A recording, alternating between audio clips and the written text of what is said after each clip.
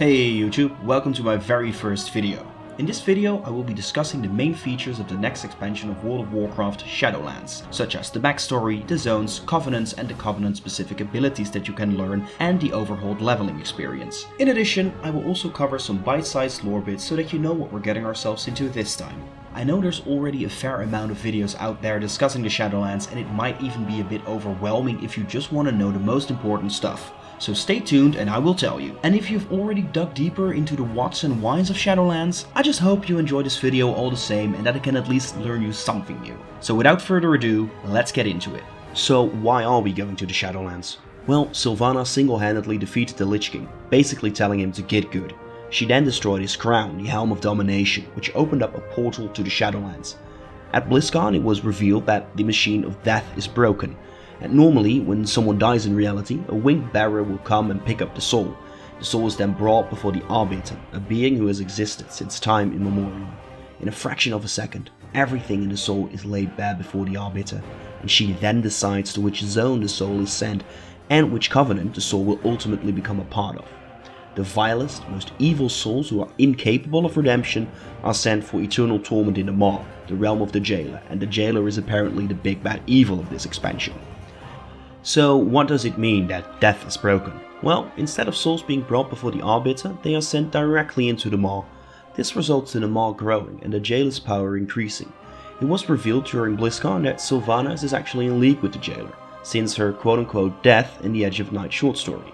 And the more powerful the Jailer becomes, the more powerful Sylvanas becomes. And the Jailer make pacts with several people and even beings. This we know from the fact that during an interview, one of the developers stated that the Jailer is a group of like-minded allies that have worked with him throughout our timeline. Some of them doing things very far back in history that only now are coming to fruition or that are part of a larger plan. For example, one of these allies who was doing things on behalf of the Jailer struck a bargain with Odin to obtain his eye, and there was a very specific reason why they wanted Odin's eye. Now as to why death is broken, not much has been revealed, except that death has been broken for a couple of years. We know that the casualties at Teldrassil and from the Fourth Wall have been sent into the Maw. I'm currently working on my own theories as to what broke death, and I will discuss these in a separate video, but it has something to do with Sylvanas' pact with Helya and the lantern she gave her, and also the Light striking a bargain with death to resurrect Kalia Menethil. And I'm also fairly certain that Elune is involved here as well, as one of her aspects is the Night Warrior, who takes the valiant among the dead and sets them riding across the sky as stars. Okay, so back to the expansion. Initially we will be able to visit 5 zones: Bastion, Maldraxxus, Ardenweald, Revendreth and the Maw. The central hub of the Shadowlands is the undying city of Oribos, a place where the dead are judged by this mysterious Arbiter. Each zone is ruled by a covenant, with exception of the Maw, at least for as far as we know, as nothing has ever been able to escape, except that we, the players, will be able to escape the Maw because we still have a foot in the land of the living, which allows us to, escape. So during BlizzCon's World of Warcraft What's Next panel, Blizzard actually said that the realms of the Shadowlands are infinite. So I think it is likely that we will be seeing more zones being added to the game with future patches. So I mentioned these covenants a couple of times now, but what are they? Basically, the entire population of the Shadowlands is divided amongst these covenants. Logically, when we're progressing through the story of Shadowlands, we will be helping out the different covenants, and in the end we actually get to join one. So first off, there are the Kyrian in Bastion. The Kyrian are the guardians who carry souls of the dead to the afterlife. Souls deemed noble enough can prove themselves in Bastion, land of pristine spires and crystalline skies, where those who surpass their trials earn the honor of ascension to a higher calling besides the Archon, first among the winged Kyrians. The Kyrians are eternal beings who draw only the most accomplished, principled and pure into their ranks.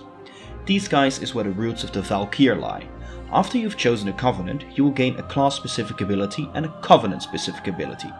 Not much has been revealed yet on the class-specific abilities, but if you choose the Kyrian as a covenant, you gain access to the Unburden ability, which is the Kyrian-specific ability, and this increases your movement speed by 300%, slowing your fall speed and propelling you forward, while also decreasing your aggro radius. So basically, it's a stealth glide. Next up we have the Necrolords in Maldraxxus. The Necrolords are necrotic soldiers who wage war to advance the cause of death throughout the cosmos. Strength is rewarded and weakness cast aside. Necromancers experiment on the souls of the ambitious and contentious, reforming only the greatest into undead soldiers who protect the Shadowlands. Maldraxxus' brutal selection process has built a vast and capable militia. Choosing Necrolords as your covenant will give you access to the Transcend the Flesh ability, separating your soul from your body for 20 seconds. Your soul is invisible and untargetable, but your body remains vulnerable. Your body rejoins with your soul once the effect expires or is cancelled. So this one's interesting, as you are free to basically teleport your body to anywhere within a 60-yard radius, which could allow you, for example, to skip trash mobs every 3 minutes if you run a Mythic Plus with 5 Necrolords. Given such gameplay potential, especially compared to other Covenant abilities, may make Necrolords the Covenant of choice for some players. However, as we are still in the early stages of development, this is subject to change, and we also have not seen all the class abilities for Covenants to already declare a winner. Then there are the Night Fae in Ardenweald. If the Emerald Dream mirrors the spring and summer of life, then the star-hued plane of Ardenweald reflects life in its twilight. Those who pass on with a deep connection to nature, such as Azeroth's wild gods, are tended here by the mystic Night Fae, who retrieve Anima from mortal souls and infuse it into slumbering spirits, rejuvenating their lives with the remnants of the old. Aligning yourself with the Night Fae will give you Soul Shape, turning you into a Spirit Fox, increasing your movement speed by 30% and causing enemies to ignore you for 10 seconds, or until cancelled in rest areas. This ability is also customizable, allowing you to change it to different shapes, making this a rather flavorful ability. Finally, we have the Venthyr in Revendreth. They lord over Revendreth's castles and ceaseless twilight, while arrogant souls are delivered to their tables. The Harvesters' otherworldly punishments strip the pride from their thralls, sparing them an even worse fate of eternal torment in the maw. But souls thus drained can't just leave Revendreth for a better place. They have years of penance to slog through while they reflect on the precarity of their afterlives. In other words, souls are here to redeem themselves. The Covenant ability for the Venthyr is Door of Shadows, allowing you to wend through the shadows and appear at the targeted location. It might be used in instances for the same purpose as the Necrolord's ability to skip mobs. However, its relatively long cast time makes it less helpful to escape tricky situations in combat. I guess we'll just have to wait and see how this one turns out during the beta and afterwards. But there is more to Covenants than just abilities to be learned. Aligning yourself with a Covenant also unlocks a full endgame narrative campaign, and will eventually allow you to unlock armor sets, transmogs and mounts. This means that you can have a different endgame experience on 4 different characters, at least as far as Covenants go. Although this may be time consuming, I like the idea that you can see something entirely new when leveling up your first 3 alts, each time with unique rewards. You will also gain access to an endgame progression system called Soul Binding, where you can bind your soul to a prominent figure of a Covenant and gain access to certain benefits, such as enhancing your abilities or unlocking new ones, also with choices for customization. This is not the equivalent of BFA's AP grind, although it was formed based on the lessons learned from AP. On a final note, you will be able to change your Covenant later on should you regret your initial decision, but it will come at a very steep price and you will lose all Covenant progress, so choose wisely. As I mentioned before, the endgame zone in Shadowlands is the Maw. The Maw is designed so that you don't want to stay in there for too long. For example, after killing some mobs or even after dying, you may receive a notification that the jailer has noticed you. This indicates the activation of the Eyes of the Jailer mechanic. Everything you do in the Maw will incur the fury of the jailer, and the jailer will punish you for your actions. Punishments include that your aggro radius to some mobs might be increased, or actual kill squads may come after you. In the center of the Maw, you will find Torghast, Tower of the Damned. Torghast is based on roguelike games. The purpose is to fight your way up to the highest floor possible. Each time you enter, the hallways and mob compositions will be different. You can venture into the tower alone or with a group of 5. To help you out a little, you can obtain boons that strengthen your character.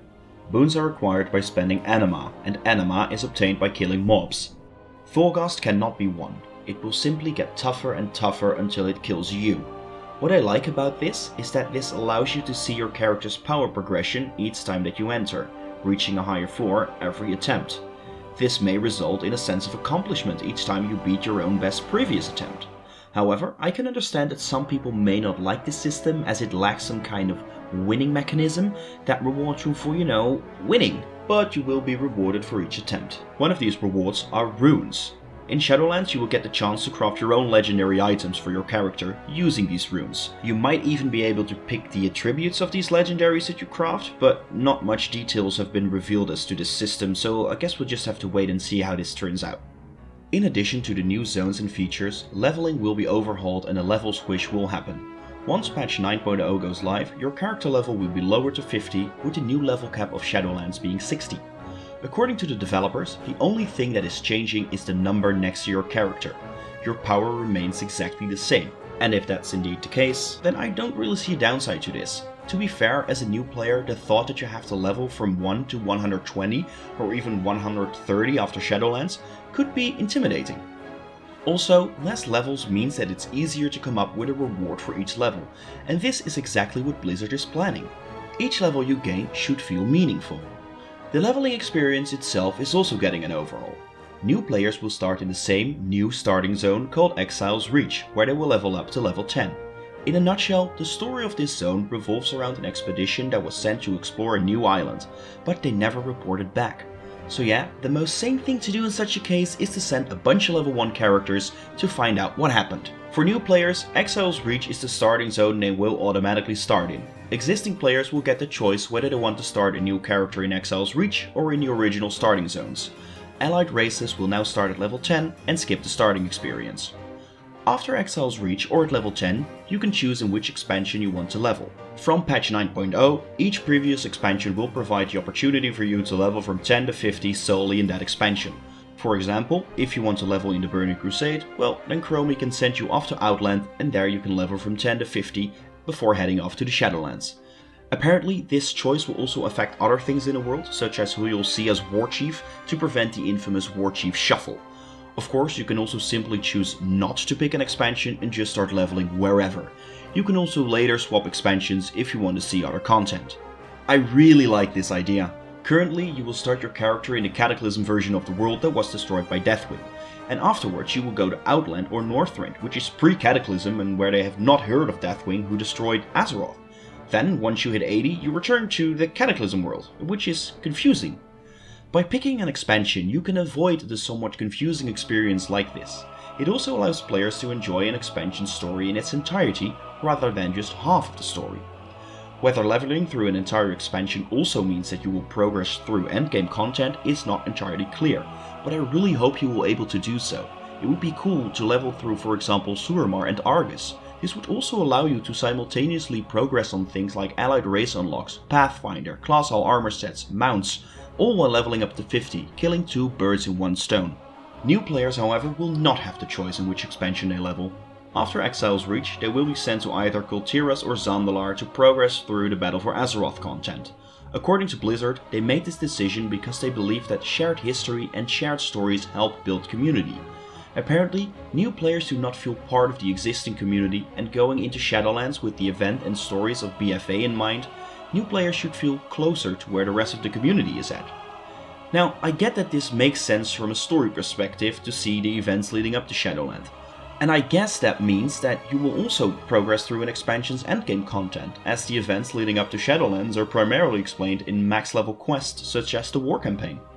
And finally, there is the unpruning of classes. Over the past expansions, Blizzard has removed a lot of abilities from classes and made some abilities spec specific, which has deteriorated class identity. Blizzard has recognized this problem, and things like Paladin auras, Shaman totems and Rogue poisons will make their return. Also, removed abilities like a Hunter's Eyes of the Beast will be brought back. Abilities such as a DK's Death Coil will be available regardless of what spec the DK is playing. There was a list provided at BlizzCon of abilities that they plan on bringing back, but I guess we'll just have to wait and see which abilities make the final cut and that they actually end up bringing back. And finally, there's some miscellaneous stuff that I would like to discuss. Although no new playable races have been revealed yet, during the BlizzCon Q&A it was noted that the Covenant NPCs are using existing playable race skeletons, and the question was raised whether we could see them being added as a playable race in the future. But the developers only responded with a "you never know," so yeah, not much to go with there. As to playable characters, we are getting a lot of new customization options for the original races. For example, humans get new face options to resemble different ethnicities, dwarves can now have tattoos to look like they are from the Wildhammer clan, trolls get body paint, and undead will have the choice whether they would like to have bones sticking out of them. According to Blizzard, they are adding a lot of new options for each original race. These new options are really cool in my opinion. The more customization options, the more your character feels personal. However, this does not fix the problem that some allied races currently have with their limited customization options, such as Nightborn only having 3 skin color options. But who knows, maybe they end up adding more options for allied races after all, or they may add them in a future patch. We'll see. Oh, and unfortunately we're also not getting class-specific tier armor sets. However, during the BlizzCon Q&A, the developers did say that at some point they will return to class-based armor sets. So, soon TM, I guess. And that wraps it up for this video. I really hope you enjoyed it, or at least found it informative. As this was my first video, I would be very grateful to hear any and all feedback from you guys to improve my future content. Likes are very much appreciated, and subscribe to the channel for future content on all things World of Warcraft. Thank you for watching, and I hope to see you soon.